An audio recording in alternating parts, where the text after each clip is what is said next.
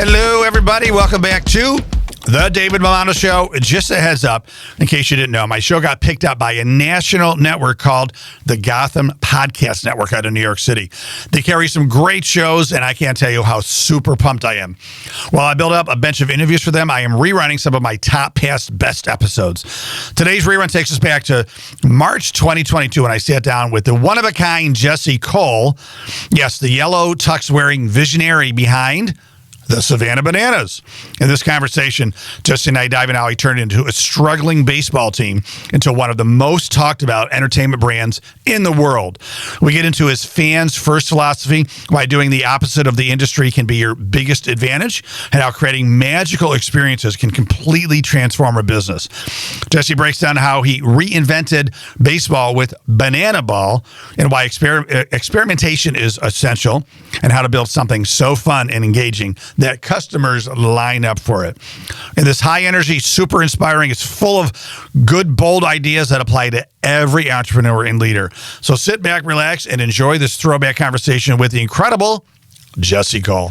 Hello, and welcome to the Gonzo Experience. I am David Gonzo Mammano, your host. So excited to have you here. I have a guest on today that I don't even know him personally. We've been communicating via email. I saw him on a webinar with Carl Gold, a friend of mine, and I do feel like we're friends already. And I'm sure a lot of people feel like that because Jesse is named it. Well, first of all, Jesse Coles, welcome to the show.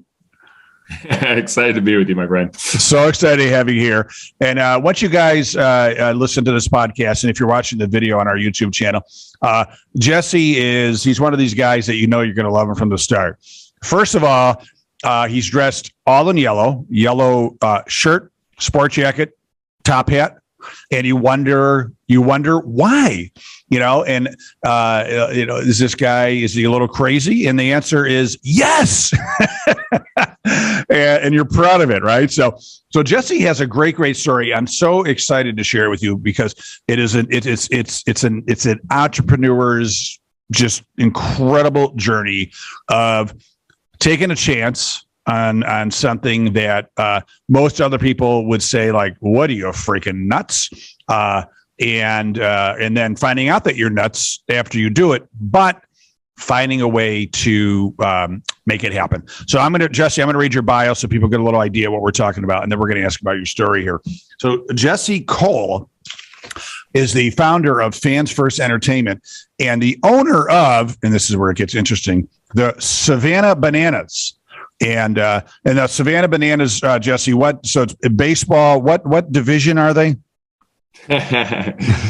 It's basically where a circus and a baseball game breaks out. So we have a professional team and a college team, but we're in the entertainment business, not the baseball business. So the level is not as important, but it's not one of the highest levels. I'll put it that way. But that makes it even better. That makes it even more impressive, I think. Right. So continuing on, his teams have welcomed more than 1 million fans to their ballparks and have been featured on MSNBC, CNN, ESPN, and an Entrepreneur magazine.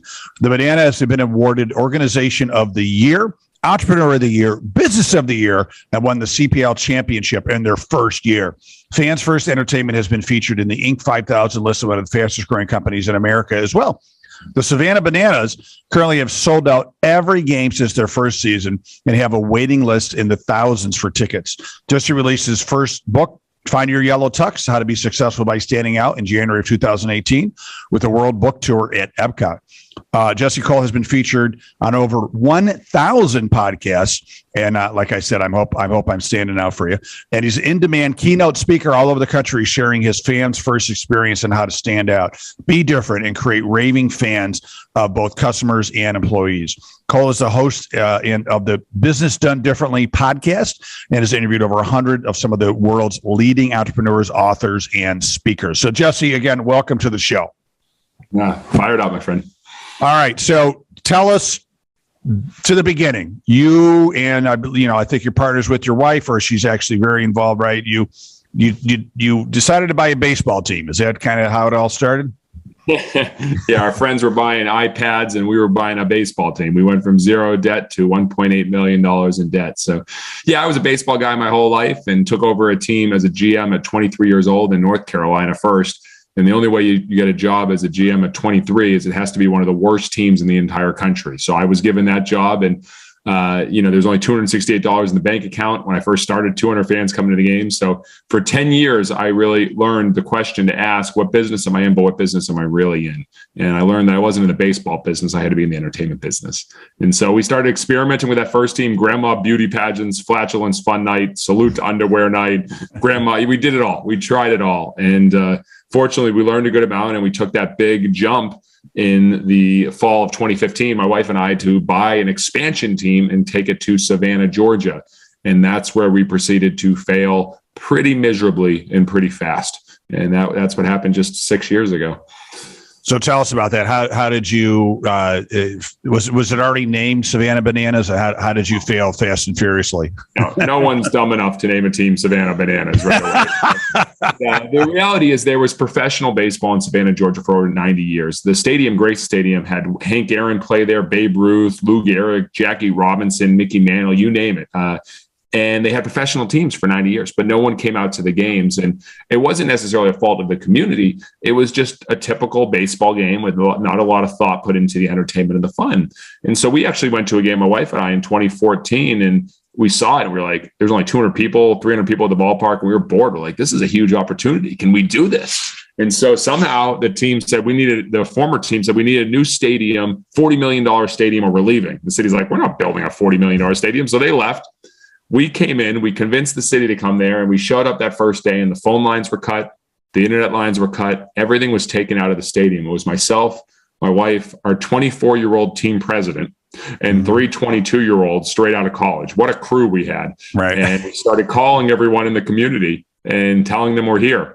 In fact, but no. And you weren't from the community, so you didn't really know people. You're from you're from the Boston area, right? Yeah, so, yeah. And we had that team in North Carolina. So my wife and I we bought our dream house previously in Charlotte, North Carolina. So we had our dream house, and we're going to take on this big venture, and we just failed miserably by the expectations of people believing in us because the city had been failed by so many baseball teams previously. And so we were doing the same things as everyone else, marketing like everyone else, trying to sell like everyone else, making phone calls. And we weren't trying to stand out because we were trying to fit in. We were the new guys in town. And we only sold 2 tickets in our first couple of months. 2 tickets.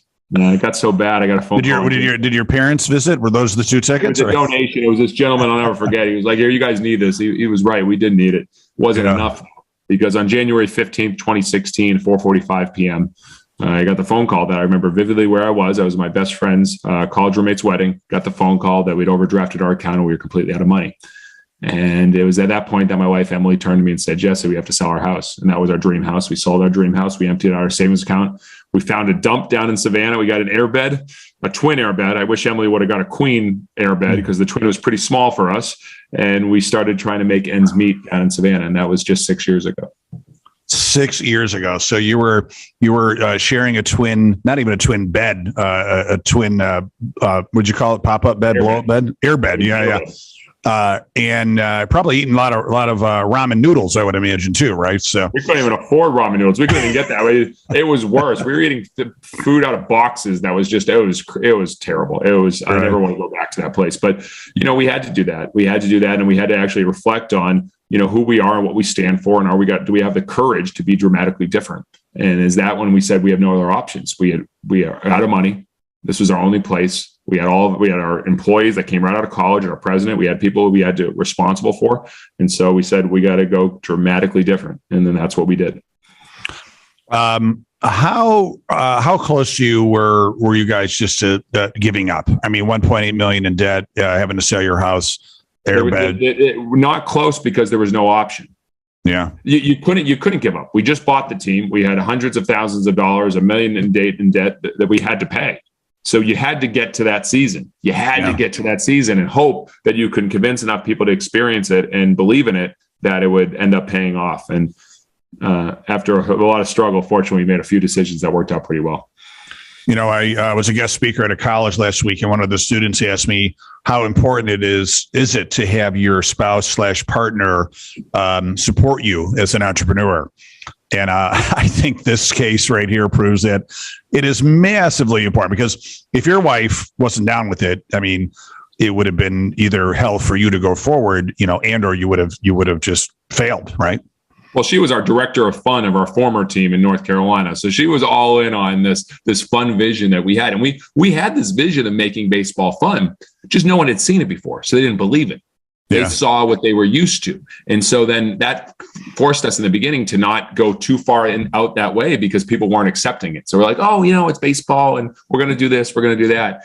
And so we just had to go dramatically different. And we asked the community for a name the team contest. We said, we want something different, unique, something that's been memorable, something unlike anyone else. And we proceeded to get every normal generic name you could ever imagine, except for one suggestion, the Bananas. And I don't think she or anybody thought we would actually go with it. I love it. I mean, it's kooky and it's entertaining, right? As you said.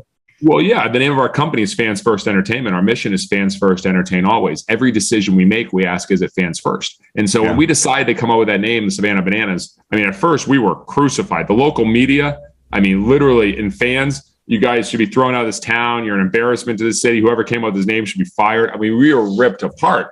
But they didn't see the big picture. They didn't see that we had a vision to have a senior citizen dance team called the Bananas. Yeah. They didn't see the vision that we had an idea to have a male cheerleading team called the Mananas, but now just really the dad bod cheerleading squad. They didn't see the vision that we were going to name our mascot Split, and that we were going to literally have a banana baby before every game, that we lift up a baby in a banana costume and sing, "Na Savannah, Nahi." And they had no idea all these ideas that we had with it. And so they didn't know that first night we were going to play in green uniforms because we weren't quite ripe. They didn't know any of that we were playing with this brand and trying to make it something larger than life.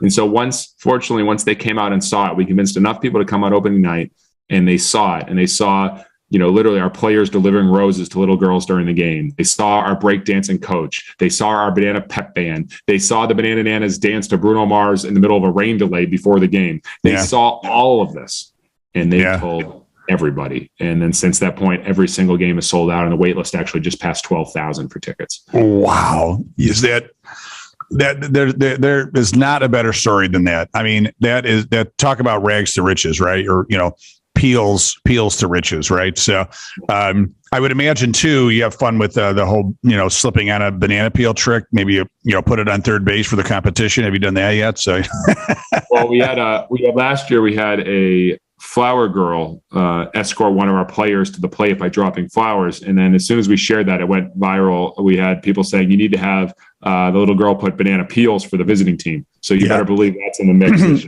well. So I mean, have you always been fun? I mean, has you and your wife always been kind of like, how could we be different with kind of an entertainment fun twist? Or did you realize like, this is the play that we need to do if we're gonna win here in Savannah? I think, a big thing that I've learned, and here in my office, and my biggest two mentors are P.T. Barnum and Walt Disney, and I've read every single book of them, and I have custom posters of them. And, I think when you look at the greatest innovators of our time and before, they were trying to create something that they would love themselves. And you look at Walt Disney, how he came up with Disneyland. He sat at Griffith Park with his two daughters on the carousel, and he said, I wish there was a place that adults and kids could have fun together. And he had that dream.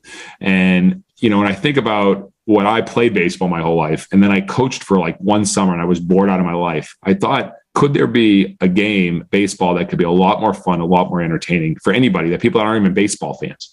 And so that's where that kind of dream started happening. And then when we named our company Fans First Entertainment, with our mission, Fans First, Entertain Always, we literally defined, how do we entertain always, from the parking lot, from when people are walking up to the stadium, when they leave, and with what our pep band is doing and all the exit greeting and everything. It's mapped out the experience. I mean, we have 150 promotions in a game night, 150. Wow. Most teams have around 10 to 20. Maybe, so it's mapped out that way. So I wasn't necessarily always like that. I was just trying to scratch my own itch, in the sense that if I ever felt that I was bored for a second at a game, I knew other people must feel that as well. And so I wanted to create that. And we have a team that literally thinks about ideas every day. I mean, this is my idea book. Every single morning, I write down 10 ideas of things we can do at our ballpark to entertain our fans. Awesome. Well, I love ideas too, so I'll be thinking for you, and I'll try to email you some ideas. So, Appreciate it. yeah. Well, I love it, and maybe a great side benefit of this is that you never have to think about what you're going to wear again, right? So you're referring to the yellow tux, and obviously I own 7 of these yellow tuxedos. It's crazy. And what I realized for me, it's my uniform. When I put it on, it means it's showtime. And more than anything, it gives our team permission to have fun. If your owner is wearing a yellow tuxedo and he's running around the crowd, throwing out Dolce and Banana underwear to the fans, Dolce and Banana. All right, then it gives permission to your team to have fun. Yeah. So, how do you think Dolce and Banana? That's beautiful. Dolce, and then we have the big banana and the small banana, but the big banana outsells the small banana dramatically. So it's not even close. But yeah, I mean, those are all the things. The big premise for us, we always look at is whatever's normal, do the exact opposite. Normal gets normal results. And when we were doing things normal, we were getting much worse than normal results because no one even believed in us at that point. And I think people are so afraid of doing things that are abnormal because of what people will think. And I think for us, it becomes very easy because we are clear on who we are not for. We are not for baseball traditionalists. If you are obsessed with baseball the way it is, you will not like our shows. Mm-hmm. And here, I don't even use the word games. We say, welcome to the show. Did you enjoy the show? Because we can control the show, but we can't control the game. So your language is it. And that I've learned from Walt Disney as well. So it's just part of the whole experience. Yeah. Yeah. I mean, that's interesting. You remind me of Herb Callagher. I just listened to a podcast about Southwest, and one of their things was you're not going to get a good meal. You're not going to get a good meal on our flight, right? And he wrote a book called Nuts, and he talks about how that he got a letter from a disgruntled passenger about how she was very upset that there was no meal, only peanuts. The stewardesses were a little kooky, and there was too much joking. And he wrote her back, and he just said, we'll miss you. Because they were going to change, right? I mean, they are who they are. And you buy Southwest ticket because you're going to get peanuts. It's going to be a little kooky and fun. And that's it, right? If you want a steak, go first class in Delta, right? So you're going to pay a lot more, right? So I love it. So how's the community? Has the community just embraced you now? I mean, going from calling you crazy and an embarrassment because of the name in the beginning, like you said. Are you just kind of a Savannah celebrity now? I don't really spend much time thinking about that, but we've been very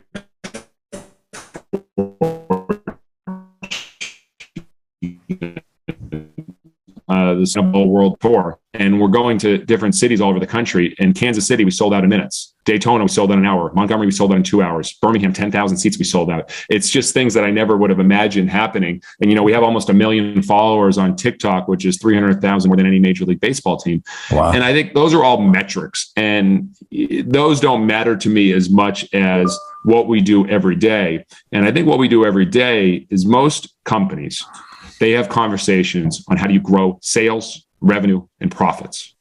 In my 6 years with the Bananas, I've never been a part of one of those conversations. The conversations that I'm a part of is how do you create fans? How do you grow fans? And we want to keep track of the metrics of revenue and dollars. We believe, and we've shared this, that by 2030, we'll play in front of 1 million fans a year, which will be more than any NFL team, any NBA team, or NHL team in 1 year. And that's based on fans. And so how you do that is you make all your decisions on how do you create a fan's first experience? How do you eliminate all the friction, the frustration points? How are you always entertaining? How are you inventing on behalf of your fans and experimenting? How are you engaging deeply with them? And how are you empowering your team to do things that create these fans' first moments? And those are the 5 E's that we use to create raving fans. And that's what I love talking about.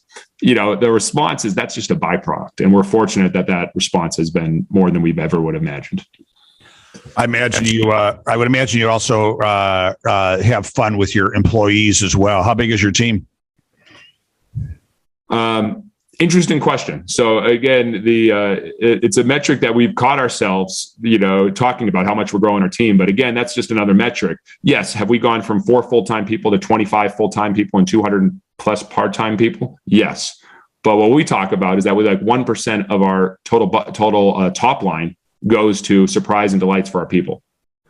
Sending Danny, to game 1 of the World Series to go with his dad, and the one bond they had. We just sent Patrick, our group's coordinator, who's obsessed with golf, to the Waste Management 16th hole. And, we sent our fans first director to go to Ireland with her dad, our bucket list trip that she always wanted to in her world. Those are the things that we create. And my wife is the champion of that. So she's all in that. And we say, do for one what you wish you could do for many. And that's a quote from Andy Stanley. And moments matter meaning is what we talk about, the 3 M's. Create moments that show people that they matter, and that'll provide deeper meaning. And, part of creating fans is creating fans of your own people. And nothing matters more than making people feel like they matter. So we focus on those moments. And Emily every day is thinking, what can we do for our people to give them an experience that they never had before? Because that's what Bananas fans are getting to an extent when they travel all over the world. I mean, we had a family that drove 40 hours to come to a Bananas game. And after the game, they said they're driving 40 hours back, and it was everything they hoped it would be. They drove from Utah.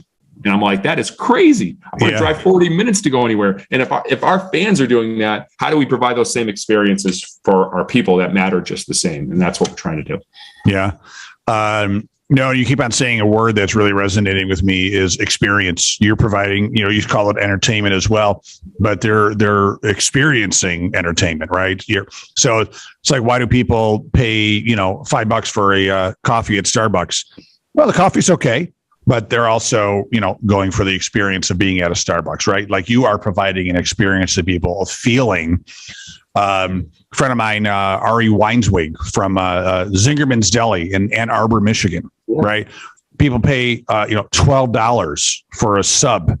It's good. I mean, homemade bread, high quality, everything, but it's more about the experience. When you go to Zingerman's Deli, you're coming out like, wow, that was amazing, and they're not only talking about the sandwich, and for you, they're probably not even talking about like the baseball game as much as everything else that they experience. So that I think that's what the value that you're providing, right? Yeah, I think everything.